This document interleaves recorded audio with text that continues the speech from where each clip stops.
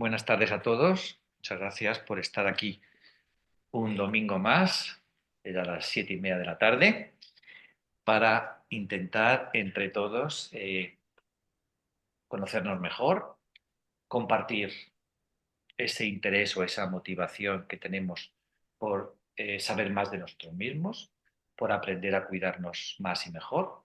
Y todo eso que lo hacemos de manera individual en la práctica, pues es mucho más potente cuando lo hacemos en grupo. Entonces, aparte de esa sensación o esa sensibilidad que existe en el grupo de compartir algo, ¿no? Estábamos comentando antes aquí, pues que muchas veces eh, el hombre, el ser humano es una realidad social, ¿no? De relación. Y posiblemente en estos últimos tiempos, debido a las tecnologías, etcétera, etcétera, eh, nos estamos como aislando mucho, ¿no? Estamos perdiendo cierta capacidad de comunicación, ¿no?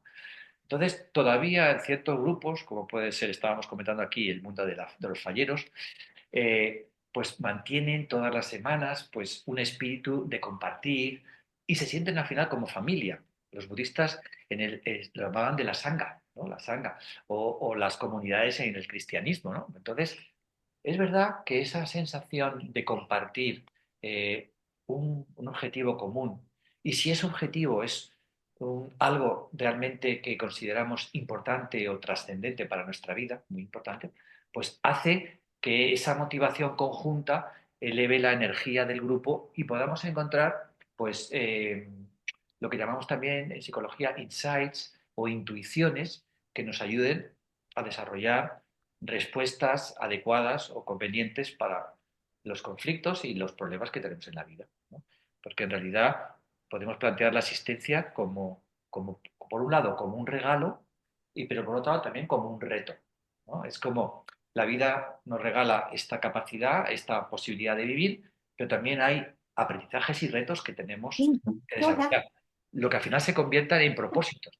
¿Qué sería la vida si no tuviéramos ningún propósito, si no tuviéramos ningún reto, ninguna ilusión por aprender cosas nuevas? Pues sería algo como muy inerte, ¿no? Poco, poco vital, ¿no? Entonces necesitamos esa energía de motivación, de intención, de propósito, que tiene que ver también con la felicidad en la existencia, a la vez que la necesidad también de compartir todas esas intenciones y motivaciones con los demás, ¿eh? Está en nuestra propia naturaleza y yo creo que por eso lo hacemos. Bien, sin más, vamos a la práctica de hoy, vamos a explicar un poco el contexto de la sesión de hoy, que vamos a hablar de las sombras, ¿vale? Un poquito dentro del contexto más espiritual, podríamos decir, y psicológico. ¿Con qué me refiero al tema este de las sombras? Que como sabéis, hombre, las sombras también a nivel psicológico, sabéis que Carl Jung fue uno de los primeros psicólogos o psiquiatras que introdujo un poco este aspecto de las sombras, ¿no? Actualmente, Pablo Dors es uno de los eh, ponentes o maestros de meditación que también hablan bastante de las sombras, ¿no? Entonces, es verdad que afortunadamente el mundo interior, el mundo más trascendente, está encontrando nexos de comunicación con el mundo científico, con el mundo de la salud, con el mundo de la psicología, con el mundo del bienestar. Y esas sinergias producen, bueno, pues que son resultados muy fructíferos que podemos aprender y compartir. Entonces, vamos a intentar definir un poco las sombras. Las sombras sería sentimientos, emociones, imágenes negativas sobre nosotros mismos. ¿Vale? También podríamos decir que las sombras es el afloramiento del inconsciente a través de la práctica meditativa. ¿De acuerdo? Es decir, como estábamos diciendo al principio o anteriormente en el contexto que estábamos comentando antes de la grabación, hablábamos de que poco a poco con la práctica al observar el cuerpo, las sensaciones corporales, al concentrar la mente, al estabilizar la mente, nos vamos dando cuenta de que esa observación ¿eh? nos refleja una posibilidad, una potencialidad del ser humano que es la conciencia, ser consciente de lo que está pasando exteriormente e interiormente y darnos cuenta de que ese proceso está en marcha. ¿Mm? O sea, no sería una conciencia nuclear de las cosas tal como son, sino una conciencia más elevada en la cual nos damos cuenta de que estamos siendo conscientes. ¿Vale?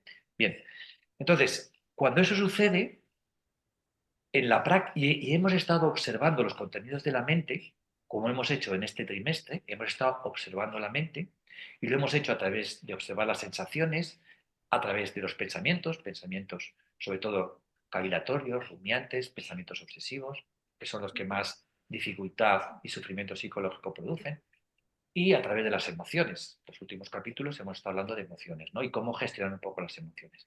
Pues bueno, la sombra sería como un reflejo de todos estos contenidos mentales que hablan de lo que nosotros a lo largo de la existencia no hemos podido asimilar, integrar o resolver. Y como esto ha sucedido en el mundo de relación o la relación con nosotros mismos, estos temas que no han sido resueltos o integrados pasan al mundo del inconsciente. ¿De acuerdo? Muchas veces nosotros, efectivamente, no nos damos cuenta, no somos conscientes de que hemos sido, a través de la evitación experiencial, de la huida o de no afrontar las soluciones momento a momento, hemos ido arrinconando o guardando interiormente un montón de frustraciones, de traumas o de temas no resueltos. ¿Estáis de acuerdo? Vale. Entonces, esto, que también puede emerger a través de la práctica de la psicoterapia profesional, en la práctica meditativa surge también, sobre todo cuando hemos estado practicando durante un tiempo de una manera continua, hemos estado manteniendo la atención en los contenidos mentales y entonces aparecen como dos cosas. ¿Cómo sabemos qué es el inconsciente? Las emociones del día a día tienen que ver más con las cosas que han pasado de una forma recurrente, en el sentido de que, bueno, pues estoy fastidiado, estoy enfadado porque ayer me pasó esto, ¿me comprendéis? O sea, podemos ver que el mundo de relación hay un estímulo que reconocemos y genera un estado emocional o un estado de ánimo, ¿de acuerdo? Lo podemos identificar, pero hay veces que el estímulo que dispara ese estado emocional o ese estado de ánimo no lo reconocemos tan claramente. Y muchas veces a pequeños estímulos que no se corresponden con la reacción que tenemos luego, pues nos hacen ver que hay algo más antiguo, ¿no? ¿Os acordáis que cuando hablábamos de alguna práctica decíamos, si el estímulo se corresponde con la reacción, eso es algo reciente, ¿vale? Pero si a un estímulo de poca intensidad aparece una reacción de altísima intensidad, eso es que hay algo que está dentro y entonces está emergiendo en ese momento. Y es como decir, esta persona paga los platos rotos, ¿no? ¿No? Es decir, hay algo que está dentro de nosotros y al mínimo estímulo de cualquier persona, ¡pum!, se desencadena una tormenta emocional, una reacción desproporcionada y un estado de ánimo, pues, complicado y reactivo, 100%. Vale. Entonces, eso sería la respuesta de las obras. Eso sería el afloramiento del inconsciente. ¿De acuerdo? Bien. Entonces, generalmente las sombras eh, son algo negativo sobre nosotros que tenemos dentro, que no llegamos a identificar claramente, pero que generalmente cubre cuatro aspectos que todos vamos a reconocer enseguida. Uno, sentimientos de inferioridad, sentimiento de insatisfactoriedad, sentimiento de miedo o sentimiento de culpa. La culpa, la inseguridad, el sentimiento de inferioridad, todo eso está como muy arrinconado, muy dentro de nosotros, muy escondido, ¿vale? ¿Y qué sucede? Que o emerge a través de un profesional, a través de una terapia, o puede emerger también dentro de la práctica meditativa cuando de manera continuada, perseverante, nosotros nos enfocamos en observar la mente y los contenidos mentales. ¿De acuerdo? Entonces, las sombras serían, como he dicho, un complejo de todo lo que hemos visto en este trimestre. ¿Por qué? Porque generalmente van a aparecer imágenes mentales, proyecciones, van a aparecer sensaciones, reacciones vegetativas, tensión del cuerpo muscular, articular, dolor de cabeza, sudoración, eh, aumento del ritmo cardíaco, cambios en la respiración, es decir, también aparece un síndrome corporal evidente.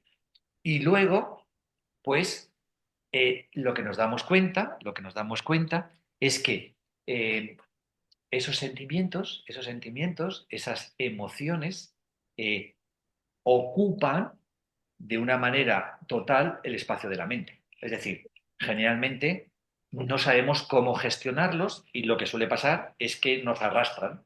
Entonces, reaccionamos de una manera desproporcionada ante situaciones de la vida que nos afligen, pero no con la intensidad con la cual nosotros reaccionamos. ¿Vale? Entonces, esto es un poco lo que sucede. Tenemos recuerdos en la mente, imágenes de frustraciones, imágenes o recuerdos que no sabemos cómo los hemos guardado, cómo los hemos asimilado, cómo los hemos gestionado. Generalmente no los hemos gestionado bien o los hemos evitado. Ya sabéis que aquello que dice que todo lo que se resiste persiste, y entonces persiste ahí dentro y no somos conscientes de ello. Entonces, nosotros lo que hacemos en la práctica es permitir que las cosas sean como son. ¿Qué es la práctica de la meditación? La conciencia sin elección. O sea, por eso en la práctica meditativa nosotros estamos seguros. ¿Por qué? Porque tenemos un tiempo, un espacio en el cual no nos puede pasar nada. No estamos expuestos a ninguna situación difícil, como puede ser en la vida diaria, ¿no? Entonces, en ese espacio seguro de la meditación, nosotros lo que hacemos es permitir que las cosas sean como son y poder observarlas sin reaccionar de manera inmediata, sino simplemente encontrando que la respuesta que suceda nos genere un aprendizaje o una asimilación o una aceptación de todo lo que sucede en la mente. Es un autoconocimiento profundo de lo que somos. ¿De acuerdo? Bien. Entonces, esto es un poquito el mundo de las sombras. ¿Tenéis alguna duda? Es aflorar, tener la valentía, la confianza, la fortaleza de que a través del proceso de ser conscientes podemos aflorar el inconsciente y podemos dar respuesta o comprender cosas que estaban dentro y no sabíamos que estaban siquiera y que y que nos producían un gran sufrimiento o una gran reactividad que no entendíamos. En realidad, las sombras no aparecen en la práctica para fastidiarnos la práctica. Recordar que la práctica meditativa no es solamente un bienestar total, una paz absoluta, una tranquilidad y una quietud. Porque cuando estamos observando la mente, y si la observamos en realidad, lo que hay en la mente generalmente son más tormentas que tranquilidad, ¿no? Entonces, las sombras aparecen en la práctica generalmente porque estamos preparados para poder resolverlas. ¿Y eso por qué lo digo? Porque al final en el cuerpo, cuando uno inicia un proceso de autoconocimiento eh, realmente comprometido, realmente con propósito, la inteligencia del cuerpo, la inteligencia de tu interior, te va como poniendo las cosas de la manera en que tú vas a poder intentar resolverlas, ¿no? Quizás eso es un proceso que tiene que ver más con la confianza interior, ¿no? De que lo que estás haciendo es unirte, unificarte con tu propia inteligencia, ¿eh? Interior, con tu propia conciencia. El otro día también hablábamos en el curso que al final conciencia e inteligencia van de la mano. La inteligencia es la propia sabiduría del cuerpo. La inteligencia también es la sabiduría de la mente con respecto a tener modelos de la realidad que sean coherentes, que sean realmente acordes a esas representaciones que tenemos de la vida, ¿no? Es decir, eliminar el condicionamiento que hace que no nos deja ver la realidad tal y como es. Es decir, de alguna manera, ponernos nosotros a un lado y dejar de ser lo que somos psicológicamente para que esa inteligencia actúe. Intento explicarme, aunque esto muchas veces ponerlo en palabras no es fácil, pero eso es lo que estamos haciendo.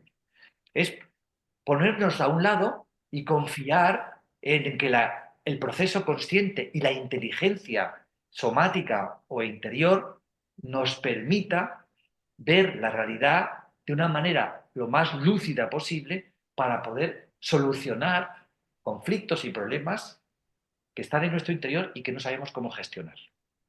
Básicamente, creo que con eso es suficiente, ¿vale? Y eso es lo que estamos haciendo. Y eso es un poco la gran fuerza que tiene la práctica meditativa, que es unificarnos con ese proceso consciente y confiar que esa inteligencia es fructífera y positiva para nosotros.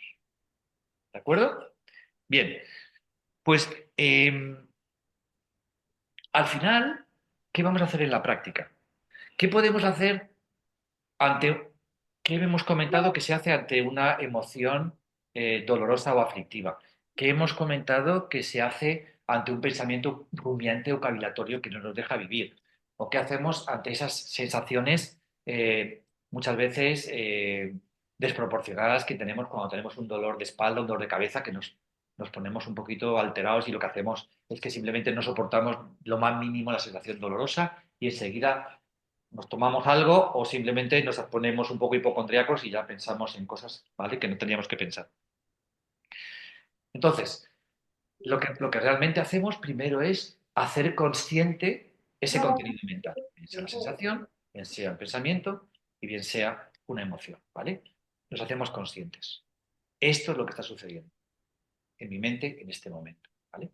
Y luego, al ser conscientes, ese hecho en sí de ser conscientes permite que la emoción se vaya expresando. Hay un dicho muy antiguo que dice que lo que es consciente del enfado no se enfada. Para explicar un poco la consciente. Lo que es consciente del enfado no se enfada. Es decir, esa inteligencia, esa conciencia que es consciente de la emoción, de la sombra o del pensamiento, tiene la energía suficiente para interpretarla lúcidamente y encontrar una respuesta. ¿De acuerdo? ¿Bien? Vale. Entonces, primero nos hacemos conscientes de la emoción, observamos, permitimos que la emoción sea como es, y luego tenemos las herramientas que son la tranquilidad interior, tenemos la respiración para aquietar la mente, para mantener la atención y acordaros que la respiración es fundamental. Quizás hoy en día sea la herramienta terapéutica más potente que existe, porque tiene dos efectos brutales. Uno, que es la activación parasimpática, elimina todo el resto de inflamación y de tensión, ¿vale? Que tiene que ver con el proceso aflictivo, ¿vale? Y por otro lado, acordaros que a través del efecto que tiene la respiración en el tallo cerebral en las zonas subcorticales, tranquiliza la amígdala y produce, primero, evita el secuestro emocional y por otro lado, genera emociones positivas. Es que esto que lo estuvimos comentando en el curso es muy importante. Es que tenemos la mejor medicina que existe a nivel fisiológico y a nivel mental y a nivel psicológico. Por un lado, activación parasimpática y todo lo que, el beneficio que tiene el estado de quietud y de calma en el cuerpo, inhibe la inflamación y inhibe el estado de alerta que produce el cortisol, pero por otro lado, aparte de ese efecto neurofisiológico, existe el gran poder que tiene la respiración de calmar el estado emocional negativo y producir emociones positivas. Emociones positivas como fortaleza, confianza, empatía y tolerancia. Eso lo dicen ya Science, que es una de las revistas más importantes del mundo. Eso es un poder que tiene la respiración. Fijaros, ¿qué medicina existe que tengáis en la cabeza? que pueda producir ese efecto tan brutal a nivel neurofisiológico de calmar todo el cuerpo y un estado emocional positivo que genere eso. No hay ninguna. Entonces, lo que dijimos el último día, en la vida diaria, cuando os llegue un pensamiento rumiante, cuando os llegue una emoción aflictiva, cuando nos llegue una sensación dolorosa, simplemente darnos cuenta y utilizar la respiración. Hacer 3 respiraciones. Deben ser, lo importante, que sean por la nariz, inspiración y expiración. Una inspiración suficientemente consciente, 4 segundos, mantenemos la pausa, 1 segundo, expiramos en 5 segundos, pausa 2 segundos. Generalmente es mantener ciclos respiratorios de 12 segundos en el ciclo respiratorio, lo que supone aproximadamente entre 5 o 6 respiraciones por minuto. Esa es la mejor medicina. Ya no lo digo yo, lo dicen los neurofisiólogos, los neurocientíficos y Science, que es la revista número 1 a nivel mundial en ciencia, ¿vale? O sea que, fijaros qué importante. Entonces, nos hacemos consciente que ha emergido una emoción, que ha emergido un contenido, una sombra, que es ese sentimiento de inferioridad, de inseguridad, de miedo, de culpa. Enseguida nos damos cuenta, lo hacemos consciente, permitimos que eso esté en nuestra mente. ¿Eh? Y a partir de ahí utilizamos la respiración para serenar el cuerpo, para permitir ese momento doloroso que implica el sufrimiento psicológico de evocar o que esa emoción ha aparecido o esa sombra está en nosotros, no la evitamos, permitimos experimentarlas porque lo peor es la evitación experiencial. La evitación experiencial de las emociones dolorosas no resuelve las emociones, las vuelve a meter en el inconsciente y entonces todavía vuelven a subir desde el inconsciente con más virulencia de manera incontrolada e inconsciente. ¿Vale? Por eso fijaros lo importante que es tener herramientas para permitir que las cosas sean como son. Y luego tenemos la segunda, que es súper importante, aparte de la respiración, que es la compasión. ¿Vale? El afecto. Nos damos cuenta de que eso es un sentimiento, un contenido mental doloroso y lo miramos con cariño, lo miramos con ternura. Acordaos de la metáfora de Thich Nhat Hanh, del bebé que llora y la madre lo acuna. ¿Eh? Entonces, la madre es la conciencia, la emoción dolorosa es el bebé. Entonces, miras al niño con ternura, miras a tu emoción con ternura, con cariño y lo acunas, lo abrazas. Eso es la compasión. ¿No? Entonces tenemos la respiración, que es el mejor medicamento neurofisiológico y psicológico que existe. Ya no cabe duda de eso, ya no hay ningún médico que lo pueda decir, que no, a nivel global. ¿Eh? Y luego tenemos la compasión, que es también un medicamento, que es el amor, que es una de las energías más potentes que existen. ¿De acuerdo? Entonces, al final, resumiendo, ¿qué hacemos con las sombras? Ser conscientes de ella y mirarlas con compasión. Mirar nuestro sufrimiento con compasión. ¿Eh? Permitir que emerjan. ¿Por qué? Porque generalmente todas esas emociones, todas esas cosas que nos pasan en la vida, tienen una razón de ser, tienen un aprendizaje. Y si permitimos que esa experiencia esté en nosotros, vamos a seguir creciendo. Y si lo evitamos, vamos a volver a tener que pasar por esas situaciones. Ahí también te he dicho, ya para finalizar, que dice que la vida te repite todo aquello que no has aprendido. ¿Mm? Lo que no has aprendido, la vida te lo vuelve a poner delante, hasta que lo resuelves. ¿Vale? Y bueno, pues como esas cosas tampoco, más vale que seamos inteligentes y podamos resolver las cosas cuando nos vengan, seamos buenos alumnos y no tengamos que repetir mucho de curso, pero bueno, con cariño, porque al fin y al cabo la vida nos da un montón de oportunidades y simplemente es respirarlas y mirarlas con cariño. ¿De acuerdo? Bueno, ¿alguna preguntita? Joana, cuéntame. Sí, Fernando, sí, claro, todo lo que dices es súper importante y, claro, esto es un trabajo que lleva, pues, yo creo que toda la vida y Toda cuando la eres vida. muy joven o ser conscientes, introducirte en la meditación ya es un paso gigantesco que la mayor parte de la gente no hace. Ujú. Entonces, quiero decir que llegar a este punto es ya un nivel de conciencia, es decir, tengo que ir por ahí para ir conociéndome. Y yo creo que a veces, por ejemplo, personas que hemos llegado a la meditación pues por con prácticas yógicas, ¿no? O empezando por el budismo, poco a poco, hemos visto casos que hay prácticas de meditación que son un poco radicales en el sentido que no vamos aquí como de forma pausada, poco a poco introduciendo, sino que son ejercicios que pretenden desbloquear cosas y la persona no está todavía preparada. Tú lo has dicho, el cuerpo te llega a las cosas, pero cuando tú tienes como un nivel, lo que tú has dicho, tú te vas preparando la meditación poco a poco, aprender a respirar, pero cuando no hay ni siquiera un aprendizaje de la respiración y se lanza a ciertas personas a que viva, estás desatando, abriendo chakras, como se dice desde la cultura Hindú. yógica, ¿no? Mm. Eh, haciendo esas aperturas tan radicales, hay personas que eso, sin haber vivido tampoco traumas tan increíbles, que todos vivimos situaciones incómodas en nuestra vida, a lo mejor de no habernos despedido de personas que queremos cuando han muerto, de la manera que nos hubiera gustado, pues sentimientos que ni siquiera somos conscientes que tenemos, ¿no? Sí, Como tú has dicho, y yo creo que hay una parte de eso que hay que tener cuidado con estas prácticas. Yo creo que tú lo comentas muy bien, ¿no? Como hay que ir muy como por dosis, muy poco sí, a poco. Y luego creo que falta mucho, creo que las nuevas generaciones más jóvenes, estamos haciendo un trabajo para que ellas puedan retomar, que creo que esta idea de la autocompasión sí, no existe en Occidente porque se ha sembrado la idea que era como algo de débiles, de frágiles. total, total. No A sé. ver, lo que dices tú es muy importante. Yo siempre digo que gracias, claro, nosotros somos occidentales, ¿vale? En el mundo oriental han nacido en otra cultura, en otra tradición. Entonces hay cosas que ellos, en el mundo del yoga, los hindús, los budistas, tienen otra afinidad hacia las cosas. Nosotros somos, los occidentales somos mucho, ya lo decía, creo que lo decía Jesús, ¿no? Tenemos que tocar para creer. Tenemos una mente, los griegos son nuestros padres, tenemos una mente mucho más racional, mucho más lógica, ¿me entendéis? Entonces, es que tenemos que saber encontrar las herramientas o nuestro propio camino.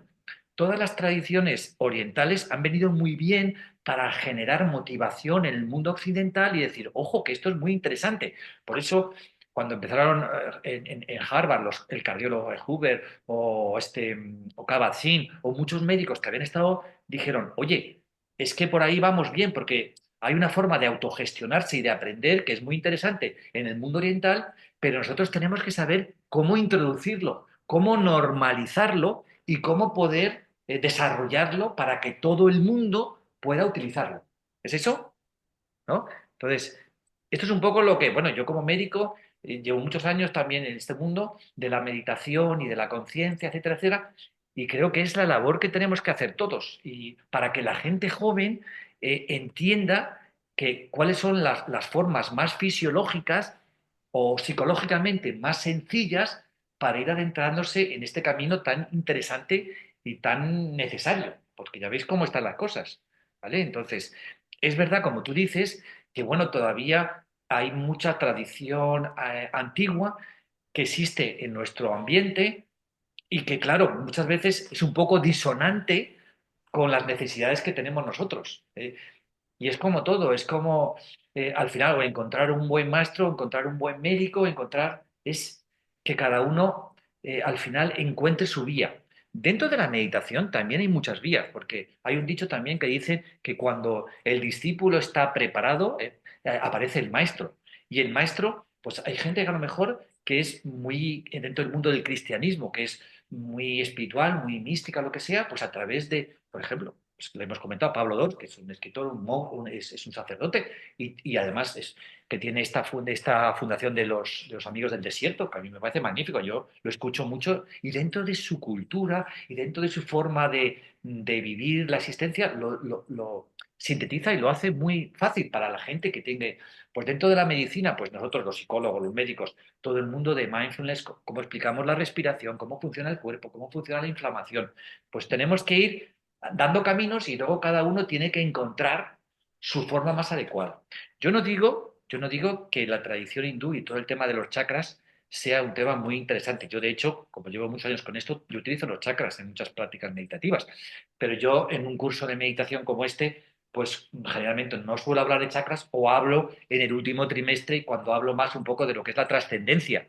Pero ahora estamos hablando de salud fisiológica y psicológica, ¿vale? Y estamos hablando de algo que estamos compartiendo con los profesionales. Porque esto es una forma de autogestionarse. Pero hay veces que tú necesitas terapia y tienes que ir al psicólogo, tienes que ir a un profesional, tienes que ir a un médico, porque uno no siempre puede. Esto es algo que uno puede desarrollar para complementar su autoconocimiento, su crecimiento y su gestión. Es ser señor de su propia mente. Esto es lo que estamos intentando. ¿De acuerdo? Pero coincido contigo que, como todo, hay que tener cuidado de lo que se escucha, a dónde se va y poner todo siempre en un poco de cuestión. Es decir, esto que he escuchado es bueno para mí en este momento, se adecúa a mi forma de vivir, a mi percepción de la realidad, y entonces, bueno, pues si lo es, lo continúas, y si no, amablemente, pues cada uno tiene que encontrar su camino. Las prácticas meditativas hay muchas y variadas. Yo creo que todas son buenas, pero depende un poco del contexto y de la persona.